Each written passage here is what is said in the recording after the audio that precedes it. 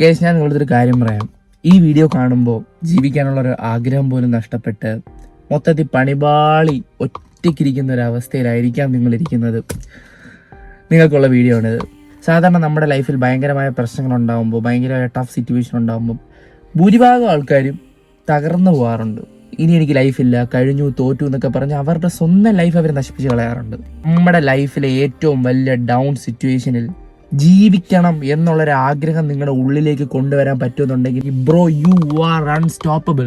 ഒരു കൂട്ടം ആൾക്കാരോ കുറച്ച് സാഹചര്യങ്ങളോ അല്ല ഒരു മനുഷ്യന്റെ ജീവിതത്തിൽ വിധിയിടുന്നത്. നമ്മുടെ തോൽവി ആഗ്രഹിക്കുന്ന ഇഷ്ടം പോലെ മനസ്സുകളുണ്ട്.